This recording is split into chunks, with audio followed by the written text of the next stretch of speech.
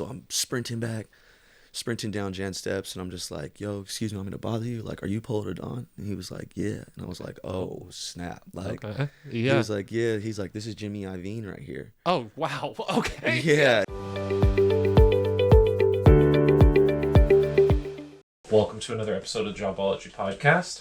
I'm your host, Brandon, and today my guest is Alan. He is a music manager. He's going to explain more to us today about what that exactly is. But first, I'd just like to say thank you for being with me today. Of course, brother, man. We've been locked in for years Yeah, now. appreciate So, it. no, definitely. I haven't done really too many podcasts. I like to stay back and chill with your family. Yeah. So I was like, I got to come through, man. Yeah, exactly. Well, I appreciate it. Thanks so much. The first way we're going to start out this episode, so we're going to have a little bit of a new format today, is how would you describe your job in one sentence? Ooh. I'll say problem solver. Okay. Like, it's just problem solving. Yeah, just yeah. things come up, knock them out of the park, yeah, and keep moving. You gotta problem solve, be a critical thinker. Okay. Yeah, that I'll say that's the biggest thing is just solving problems, whatever's Nice. going on. And then we kind of mentioned there in the beginning, music manager. Do you work for a management company? Are you your own company? No, How does this? I have my own company. Okay. So I've been my own management company for now, I'm gonna say 6 years. Wow. Okay. Yeah, but in total, being in the industry, working around, it's been I want to say 12 years, maybe 13 years. Nice. So yeah, been around the block, but I'm not with the company. I've had a lot of great relationships just that I've built over time. Mm-hmm. And I just like the freedom it allows me to, give whatever my artist needs. You know what I mean? I don't necessarily have somebody trying to direct this human being you need him to do this, you need to do this. It's really about what my artist needs and how we can take them to the next level with it. Well, that's actually a good segue into one of my first questions that I have. What is the most out of the box request you've ever gotten from a client or an artist, something where you're just wait, you want me to do what, or I have to get what? Or I would say early on in my career, there was definitely wild requests because I was the just interning and being the runner and all that stuff. My artists are pretty chill and they're pretty put together with everything they have. Mm-hmm. That I work with now. So don't ask me to do anything too crazy, but I mean, I'm trying to think of the wild stuff you have me do. I just remember interning when I was in Atlanta in 2011, and it was just random stuff. You're asleep at 3:00 in the morning and somebody taps you hey, I need you to go drop this person off here. I need you to take me across town.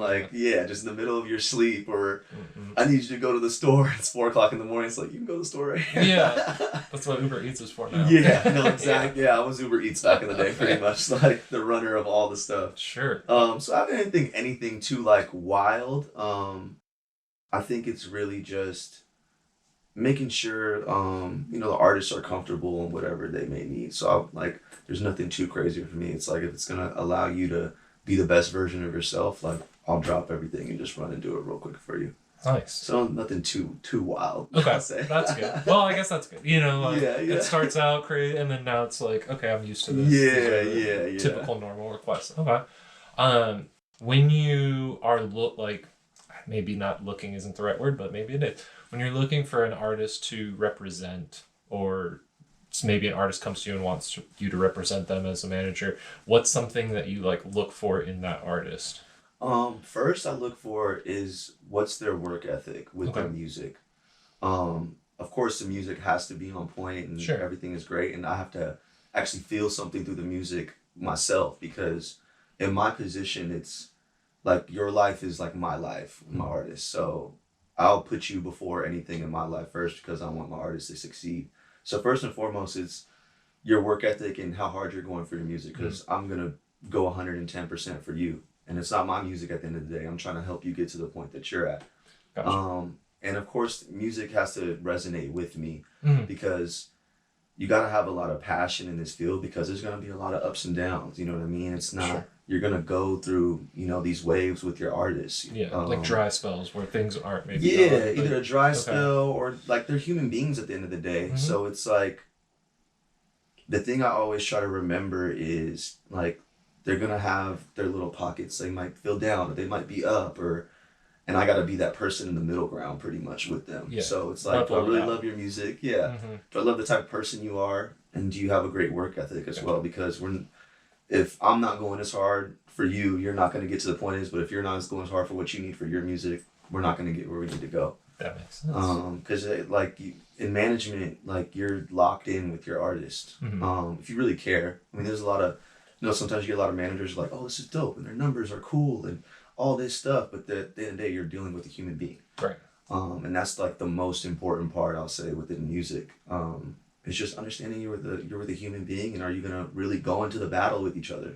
Because I mean, it's crazy. There's so much music coming out, so many different deals being thrown at them and everything. So it's gotta be able that you're able to trust each other. Yeah. Keep it like organized too. Like, yeah. You know what I mean? Like, gotcha. It's really being able to trust each other. And can I trust you? Can you trust me to get the job done? That's true, because if I'm an artist and I need my man, like I need you to actually be available, or whatever it is. Like, okay, that's interesting. Something that has confused me about the music industry and about all industries where there's agents and managers. It's like, what's the difference between an agent and a manager? Like job responsibilities or otherwise? Like, what is the difference? So like on our for music, like our agent, we're with IAG. Okay. So what they'll do is agents have a lot of relationships with, say, a lot of the venues that when we're booking shows.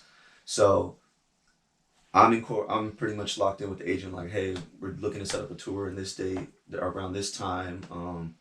What's kind of the best kind of routing that we should do? So what the agent side will do is kind of look at your numbers or where you're at and where your like biggest demographic is in each city, and they'll be like, okay, cool, you have a great following in Atlanta. We have a connect with a venue here, and they're pretty much kind of seeing your like cap size. Like, okay, you can do a 500 person show, or you can do 1,000 person show, or you can do an arena tour or something like that. They're pretty much, they have all the relationships like setting those things up for you. Management end is pretty much the liaison for your artist of every single asset that goes into, the business of that artist. Whether it's dealing with the label, it's dealing with the attorneys, it's dealing with other artists teams that are trying to work and collaborate with your artists as well too.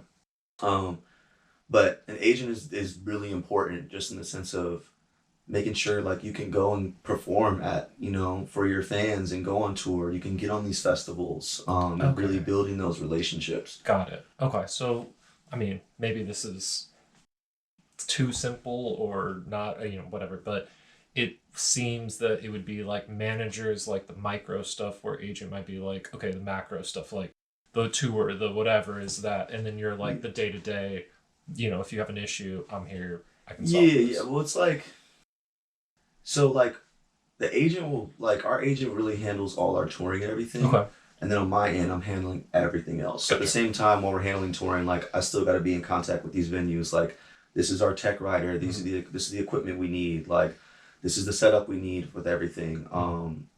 So I'm kind of doing micro and macro at the same time. Yeah. So it's like, it's really just everything. Like you're pretty much the eyes and ears for your artist of everything that's going on with their art and in their business, so that they can focus on the art. Yeah, exactly. Because that would make sense. If I'm trying to make music, but then I also have to talk to venues or worry about tickets, like hard. I can't do all that. Yeah, you're trying to be creative, and then you're worrying about 50 other million things going on. I just let Alan worry about the 50 other million things, and I worry about the art. Yeah, check in. I kind of like that deal. Yeah, it's not a bad deal. Check in. Yeah, you know what I mean. So, gotcha.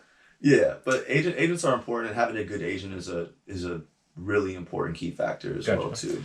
So, I mean, if you guys haven't figured out already, I've known Alan for a while now, since I think your freshman year of high school or sophomore year of high school. Well, we have the freshman welcome week, and we were at your house. Yep, exactly.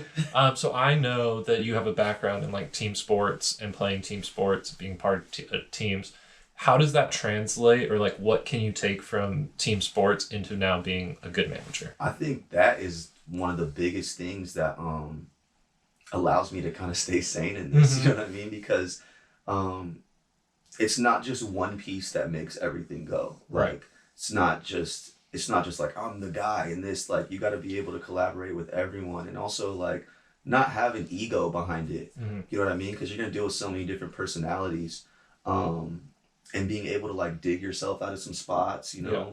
something might go wrong for a little bit, but how do you stay positive with that? How can we push forward next and accomplish the goal that we're going to accomplish? Sure. Maybe Um, like the offense is not clicking, but then the exactly. defense has got to No, step up, or exactly. vice versa, or Exactly. Yeah. Okay.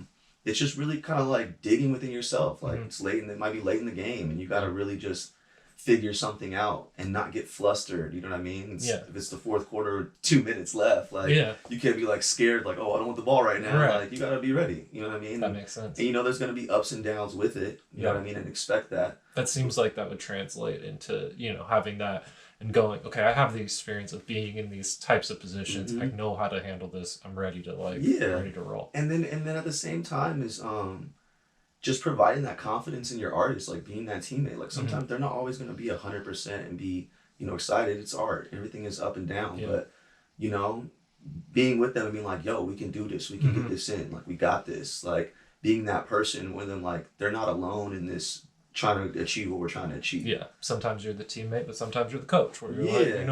You know what I mean? Yeah, we're a team, but I got to push you here. Yeah, a little bit exactly. more. Okay. Exactly. And then at the same time, like, even just not dealing with artists, like dealing with whether it be the label or dealing with the agents and all that stuff too as well. Like communication is number one, of course. Like on the field, like you need to communicate all your plays and everything. Like communication is number one, but then also like how to get people excited and fire them up as well too. You know what I mean? Oh, that's an interesting point. Yeah. Like because everybody has their job, and like when you're dealing with labels and all the other stuff, there's a bunch of other artists, you know what I mean, that they're also working with while me and this artist are trying to get something achieved. But it's like, how do you inspire other people around you to be like, okay, like I really like working with these guys. Like they're not a-holes with me. They're not talking me crazy. Like, hey, we're all in this together. We're all on the battlefield together and we're trying to score. So let's do this, because at the end of the day, we're all going to win if we score. That's a good background to have when doing what you're doing now. And then my last question in this little segment, and then we'll kind of get into like how you got the job and what that all entails. But do you have any desire in managing any types of other art other than music, like a podcaster per se? Yeah. No, I mean, like I think anything that's creative or anywhere that anybody needs help, like if I can help and aid, and I rock with the type of person you are, of course. Like, awesome. My biggest thing is, do I believe in what you're doing? Are you a good person? And I'm not gonna BS anybody. If I can't get something done, I'm not gonna sit here and lie to you and be like, yeah, let's do it, just because I want to just grab it. You know what I mean? That's what happens a lot of the times. People are like, I know this is dope, and I just want to grab this just so I can have it.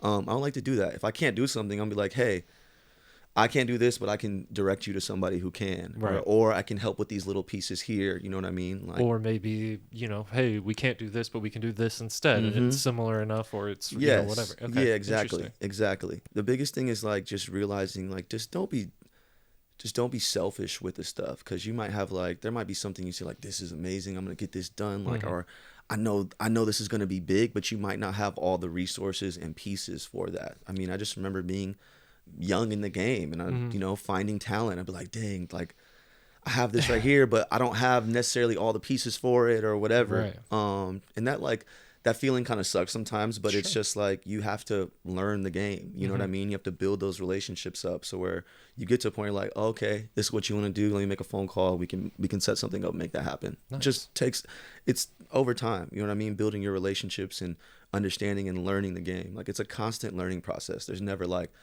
I'm still learning to this day. You know what I mean? There's stuff I'm learning about every day about music. Yeah. Well, and then in the world we're in too, is everything changes so much so quickly. Exactly. So maybe tomorrow there's a new app or a new thing that's like, oh, we got to learn how to do that, or we got to learn this angle. Okay. Yeah, exactly. And music is forever changing. That's you know also what I mean? Like, it's forever changing. Like, every 4 to 5 years there's something new within the business that kind of shakes it up a little bit. Yeah. And it's only like accelerating even more over time. Yeah. I mean, but just being like always willing to just sit there and learn, you know what I mean? Sometimes just sitting there and being quiet and listening to what people have to say, or just watching what people have to say. Like, you're never gonna have 100% of the answers. There's always like a place to learn within what's going on. Nice. Okay. I think that can almost be good advice for any job. Or anybody. Literally. Just hey, you're not always the smartest person in the room. Sometimes it's better just to take a step back and listen and learn and Yeah. go from there. What's the saying? The wisest man in the room knows that he knows nothing. Yep. So that's why that's how I try to take it. Is Nice. I don't have all the answers. I mean, even if I may have the answer, but I'm gonna listen around the room and see what's going on. Yeah. Okay, that there might be something I do know, but there's something I can learn that can elevate it even more. Sure. That piece is important. That piece isn't. Okay. Yep. Interesting. How do you, something I think is important for people to know in the Jobology podcast here is, how do you get your job? So, you in particular, I guess maybe your situation's kind of different, but like, do you have to go to school for it? Is it something that I could just do, off the street? Like, how do you become a music manager? There's no like cookie cutter way. Okay. I'm always a big like, we've had this age, I've said in like the past like 10 years, people are like, you don't need to go to college, or you know what I mean? But I feel like I'm a big advocate on education, just because what I think is like, your random class about something that has no correlation to what you want to do, maybe teaching you something about what you want to do in a different way. You know what I mean? It's making your mind work in different ways. Where you're like, oh, okay, I'm just looking at something differently. It's like exercising a different part of your brain. Yeah, yeah. It's or like, maybe there's a connection in the classroom where you meet a student and they're like, oh, I want to do this. And it's like, perfect, let's do it together. No, literally. Like, I remember there was a class I took at UCLA. It was a game theory, when I really learned game theory. And that just really helped like shape my thinking of how to pretty much like what's the cost and like the pros and cons pretty much of like your actions or your choices. Sure. You know what I mean? So that really taught me a lot about how to maneuver in it. Cost benefit analysis. Yes, exactly. Okay. The prisoner's dilemma Sure. and all that stuff. But yeah, there's no like cookie cutter way for management. I think the biggest thing is like having a passion, and realizing like it's not probably gonna hit in the year or two. Like, I mean, I've been in this game now 12, 13 years, like really in the music industry. Yeah. But like how it came across with me was, I remember I was walking on campus at UCLA and I was like late for a class. It was like a Friday discussion at 9 a.m. Like, I woke up at like to those two. Yeah, discussions like 45-minute little classes, like, and I remember I woke up at like 8:45, 8:50, and on UCLA it's like a 30-minute walk to class. Yeah. I remember I was walking, there was nobody else on campus. It was early in the morning. I had like the Beats headphones on. It's like 2010, like February 2010. So they had just come out like that Christmas before. So I was just walking and I saw this big black dude and this little white dude. So I'm just sitting there walking, just vibing my music. And like little white dude waves me down. I was like, hey, how you like those headphones? And I was like, oh, these are the greatest headphones ever. Like these, because when Beats first came out, I was like, yo, these are amazing. Oh, yeah. You know what I mean? I was like, they're the best. They're revolutionary. Like, yeah. So he's like, yo, like, thanks. Da-da-da. And I'm looking at the other dude. I'm like, is that Polo to Dawn? And Polo to Dawn was like my favorite producer, like in high school. Because you know me, I've been DJing since I was 12 years old. So I was really big on like East Coast samples and all that stuff. Sure. So I remember when I heard Throw Some D's for the first time, I was like, oh, this is a crazy flip, but it's still like a party kind of vibe. It's not like boom bappy, but it's different. So he became my favorite producer since then. So I'm looking at them, I'm like, is that him? Like, nah, like, I'm just gonna go to class. So I'm just walking. They walk down Jan steps, and I was like, you know what? Like, F it. I'm about to go run and ask him. So I'm sprinting down Jan steps, and I'm just like, yo, excuse me, I'm gonna bother you. Like, are you Polo to Dawn? And he was like, yeah. And I was like, oh, snap. Like, he was like, yeah. He's like, this is Jimmy Iovine right here. Oh, wow. Okay. Yeah. So, he was like, this is Jimmy. I'm like, whoa. Like, so we sat there, and we would sit there just talking for 20, 30 minutes. They were just asking me, like, you know, you got school? And at the time, I was playing sports over there. Sure. So we had a great conversation. I was asking questions, and I was like, look, like, I don't want your autograph. Like, I don't want a picture. Like, I'm a young kid. Like, my dream since I was a kid was I wanted to be an A&R, right? Okay. Artist and repertoire. I wanted to find talent for record labels. Sure. I was like, I'm a young kid. Like, I want to be an A&R. Like, you know what I mean? Can I just ask you questions? And he was like, yeah, you can come by the studio. And I was like, oh, okay, dope. Definitely will do that. Like, okay, great. So went by the studio with Polo like a couple weeks later. He just had me in the studio for like 6 hours. I remember like the first 2 or 3 hours we were just in there with don't know if you remember Josh Powell from the Lakers. Oh yeah. Yeah, so it was me, Josh Definitely. Powell, and Polo, and we were just watching like the old Lakers Pistons like finals games. For, like Sure. this is my first day in the studio, so we're at like No It's Excuses. heartbreaking for me. The by the old, way. yeah, right.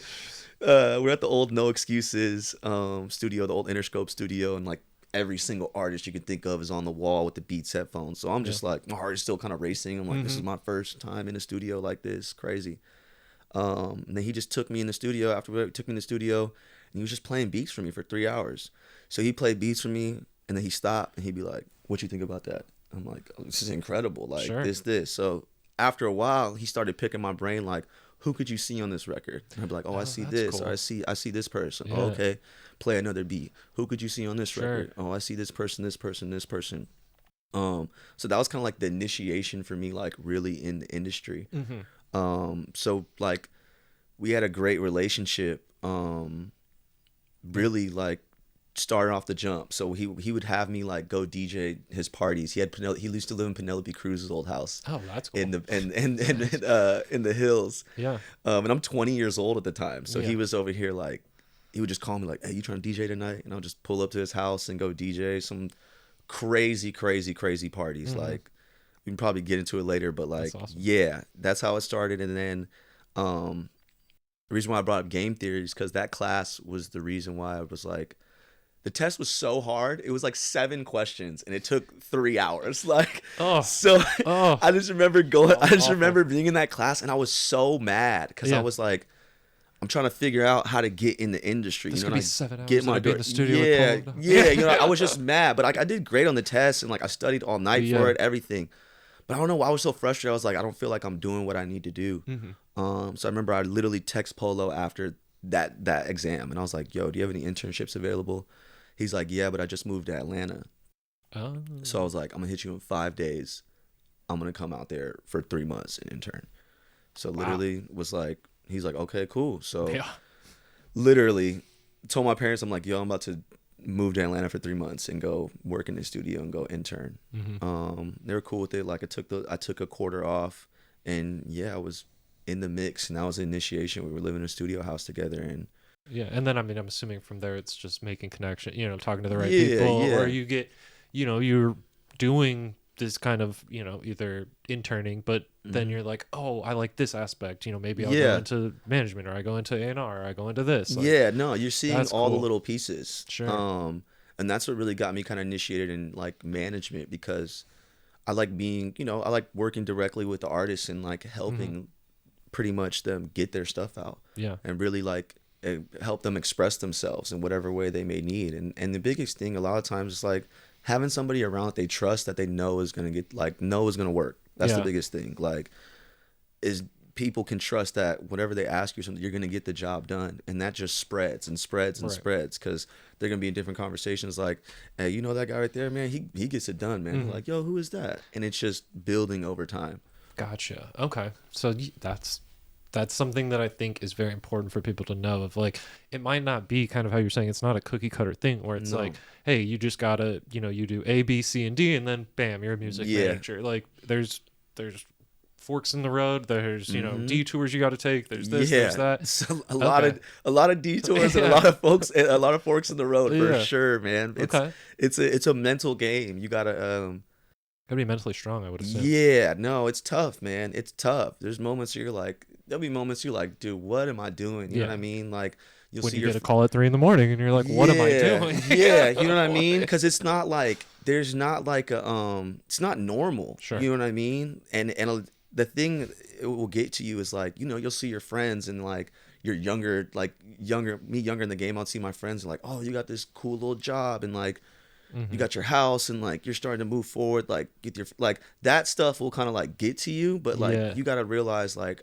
this is my passion and my purpose of what I'm going to achieve." My road to success is different from their road to success. And then being from San Diego, it's like you sit here and say you do music. That like back then, like now a little bit more. It's been Sure. cool. It's been like a lot more like creatives coming into the town. Yeah. But I remember like being in high school, they'd be like, "You want to do music? Like that's not a real job." Like Yeah, or you got to go to New York or LA. Or, yeah, and that was whatever. my thing. Like, Yeah, okay, and that was my thing in high school. Was like, yo, I gotta go to school in New York or LA.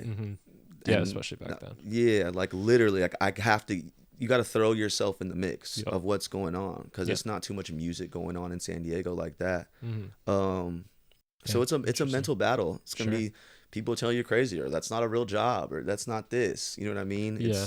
It's really being able to like push yourself. And I mean, there's gonna be moments where like you're broke and you're like, dang, like I'm over here and you're working going 110%, and I mean, you're not peanut like, butter and jelly sandwiches. yeah, because like a lot of the times, especially like when you have your own company, like it's you eat what you kill. It's Mhm. not like, okay, cool, I started work at 8 and then I work till 5 and I And know I'm I'm done. nah, you eat what you kill. You Mhm. might work till 8 to 5 and you ain't been able to kill nothing in a day, but you're setting stuff up for later. Yeah. So that's the other like mental aspect of it too, Sure. is like being able to just, you know, fight through all the BS. Yeah. You know what I mean? Or fight through the mental battles that you may go through at the same time. And it's not easy. Like Mm-mm.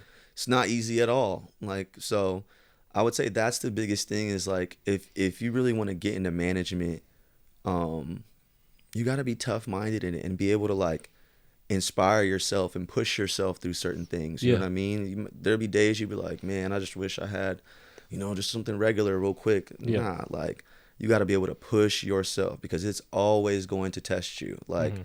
and it's going to test you till the end of time when you're doing it, pretty much. Gotcha. Yeah. So there's no like cookie cutter route. It's really like, what's your determination to get this done? Like, you know what I mean? Like, Gotcha. are you gonna go sit there and go intern and not get paid interning, and just because you're in the mix and you want to build these relationships? Yeah. You're getting Um, paid in relationships as opposed to Yeah, salary or yeah, money. Yeah. and there's value in that. You Mhm. know what I mean? Definitely. Because I mean, I see it now to this day. Like, it was just Grammy week last week, and Mm. I was just seeing a bunch of people that I've worked with over the years, and they're like, man, I'm so proud of you. Like, I remember seeing you when you was a kid, like in Mhm. this, because there's so many people who come and go. You know what I mean? And because it's hard, like Yeah. it's difficult. It's not an easy thing. You know what I Yeah. mean? And it's not like too many people, like, I mean, you can like talk to about it. You know what I mean? Like, you're going through it and you're on the mission. True. Yeah. You're kind of doing your own thing. Yeah, but seeing your artists like win, and seeing their art come out, and really having the world like receive them in the way they want to, like, that's a beautiful feeling, because it's a Gotcha. hard thing to do. It's Sure. hard, man. It's hard. Yeah. But It it's seems. It beautiful. doesn't seem like the easiest job in the world. Yeah, yeah. It's hard, but it's beautiful. Right. You know what I mean? You gotta, And yeah, getting to see your like work come to fruition has got to Mhm. be a great feeling. yeah, you gotta love it. You gotta love music. Like, you really have to love it. Yeah. Because if you don't love it, it's not gonna love you back all the time. Yeah. But you gotta love it. You know what I Gotcha. mean? That's a good way of putting it. Something that I find interesting, or that I think, you know, is important also for people to know, is what does an average day look like? Now, from what we've already discussed, I'm almost positive there's not, you know, a typical day. Like, every day could be Yeah. different or something new or whatever. But if you kind of had to, like, you know, hey, I get up at around this time, Yeah. I either like hop on the phone, I'm doing email, whatever it is, like, Yeah. what does your kind of like average-ish day look like? Dang, that's crazy, because there's so many like, there's like different average days. Okay, It's sure, like, sure. yeah, like, I'll say if it's like a chill day where it's like you don't need to be in the studio, we're not on the road. Yeah. And like, get up at 8. There's no you'll have, show. Yeah, There's nothing. yeah. It's you'll have your emails Okay. pretty much starting off. You'll have your calls, and really just being in communication with everybody, what's going on, making sure all the pieces are pretty much moving in the right way. Gotcha. Whether it's with the touring, with the agent and everything, or whether it's the label and like the marketing teams or the digital marketing teams. Merch. Yeah, merch. Brand, like, it's like making sure all the pretty much pieces are greased and they're still rolling. Sure. You know what I mean? Making sure the engine's going. Yeah, literally. Okay. So many. It's so many different things, but it's at the end of the day, it's all communication of what's going on. Gotcha. Like, That's that will important. say, like, if it's a chill day, it's just you're just communicating all day what's going on. You're communicating with your artist. You're communicating with all the other pieces that work with your artist as well, making sure, all right, this is what we're rolling for. This is the goals we have set in this next month, the next couple weeks, or this year. Are we still on Are we still on track with all that, pretty much? Gotcha. And then Okay. touring is like, that's a whole different regular day. Like, Yeah, that's true. Yeah, that seems like that's got to be a lot. yeah. Touring is dope. Touring is fun. It gets you know, it gets a little tiring because you're just moving Sure. around, and like You're always in a you're different city. Yeah, you're bouncing in different cities and all that stuff. Hmm. But it's beautiful to see like your artist connection with the fans, Yeah. and like, you know, them like they might listen to that song 1,000 times a day, and they're like, oh, it's in front, like, it's a great show. Yeah, Like, it's here. yeah. So it's like, I mean, touring is like, we'll have a show the night before, And then whether we're hosting something after or whatever, we'll get up, we'll go to sleep, and then we get up in the morning and we got to travel to the next city, whether it's catching flights to the next city. That's what I was also going to Yeah. ask. Is it a bus? Is it flights? Is it? It's different. So we've Okay. done it all. Tour bus, we've Sure. done flights, we've done the sprinter from the jump, like Yeah. the old The old school, yeah. Yeah, Sure. no, I remember our first tour. Like we were thugging it, man. We were on a Yeah. sprinter van, like 9 of us, Sure. like full Yeah. band, everything. We had Jeez. merch in the back. You know what I Yeah. mean?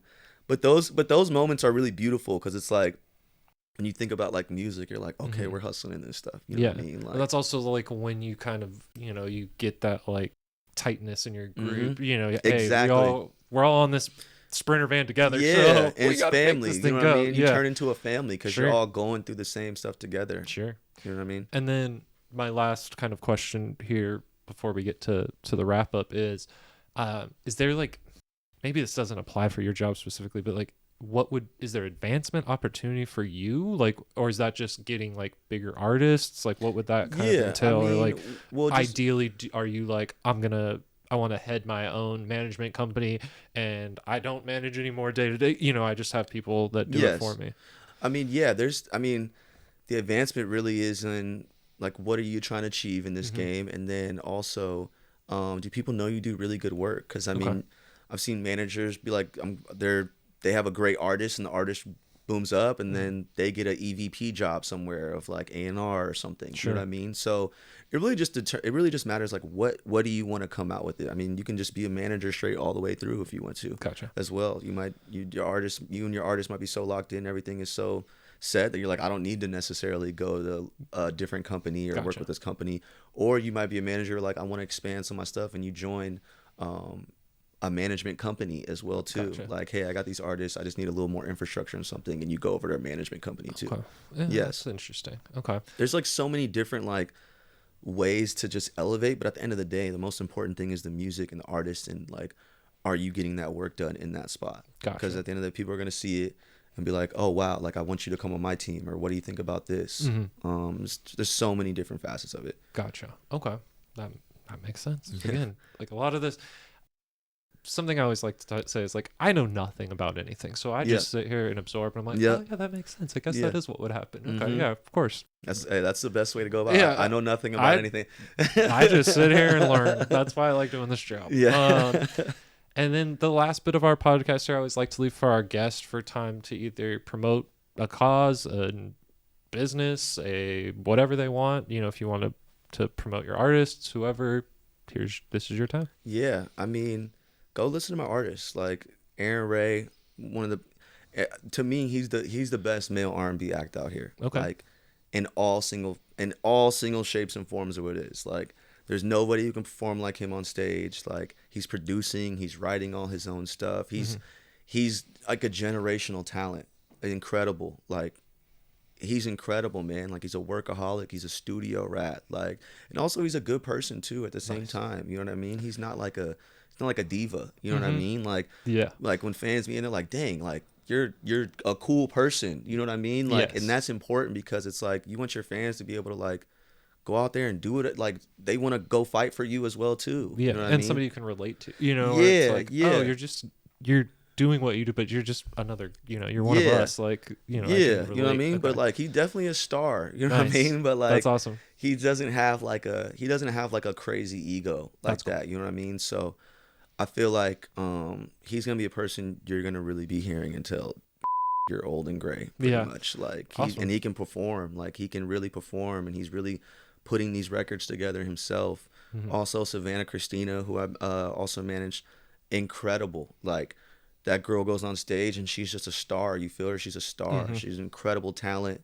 She's really a hustler and really builds everything out on her own. Like That's awesome. she's amazing, man. She's Yeah. amazing. She's gonna be another artist you really need to look out for in these next coming months, next year. So Before we started, you were mentioning that you're going to go on tour soon with Arin Ray. yes. Where can people find like tour dates if they want to go? So check yeah, them he'll out? be on his webpage, Arin Ray Music. So Okay. you can go on his socials, have his webpage right there, and you can just get tickets all up in Nice. there too. Awesome. Well, Yeah.